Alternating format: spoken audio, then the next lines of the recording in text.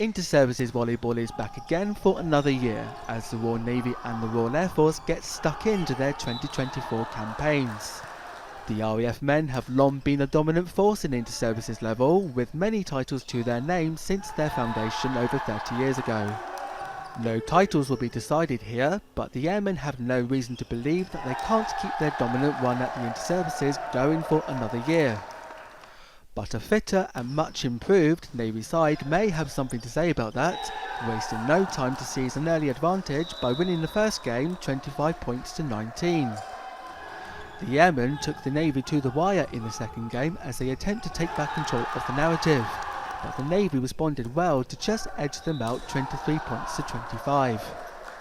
Skippered by 825 Naval Air Squadron trainee pilot Lieutenant Jonathan Childs, the Navy were now on the brink of causing a major inter-services upset. Feeding off the momentum they had built up in the early stages of the game, the Navy would go on to win the third game by 25 points to 16 to beat the RAF in 3 straight sets, dethroning a once dominant force in inter-services volleyball. Emboldened with their surprise win, the Navy men can now turn their attention to a potential title-deciding match against the Army. It feels amazing. Historically, this has always been the team to beat for the Navy. And we've had some really good games in the past, always taking it to 5 sets, and we have beaten them a few times in the last 10 years, but never in this style. 3 sets straight on the bounce, and yeah, really elated at the moment, feeling amazing.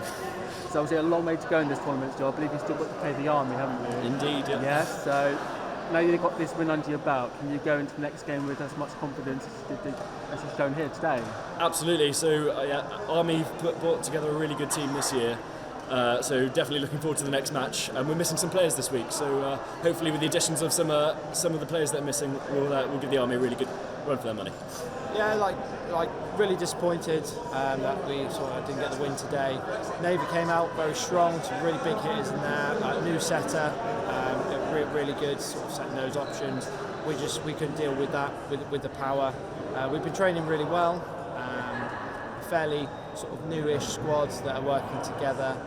But yeah, just generally sort of disappointed in it, really. The ladies' match soon followed, as the RAF took on a Navy team that is still in its development stage. The Air Force made short work of their Navy opponents, winning the first game 5 points to 25, before replicating their dominance in the second game, winning 25 points to 6. The Navy showed signs of fighting back in the third game, but the RAF were just too good for them to overcome, beating the Navy 11 points to 25 to take a dominating 3 straight set win.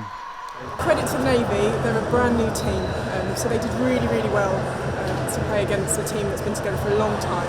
We're quite a well-established team with some really experienced players, so I think in time the Navy will be just as good. And of course you've got the Army to go. I mean, they're a very good team, they've won inter-services and pan-services before. How do you think your team's going to stack up in a few weeks' time? Well, the RAF love playing the Army. There's a good healthy rivalry between us, and they're a very experienced team with some excellent players. Some very good UCAF players in there as well, but I think we've got a good chance this year, and the girls are really excited for it. Absolutely. So we are a developing team as it stands for the ladies, and we spend a lot of time at different establishments building on grassroots and trying to introduce the sport to new people that have never played it before. Of course, that's the aspiration to get to that level, but you know, we just enjoy it and keep developing the team, keep growing the team, and hopefully we'll get there one day. With the Navy having already lost against the Army in an earlier game in January, the ladies from the Air Force will now take on the Army in April in what could be an exciting battle to the inter-services title. Craig Tilley, Forces News, Portsmouth. Thanks for watching. For more Forces News, like and subscribe to our channel.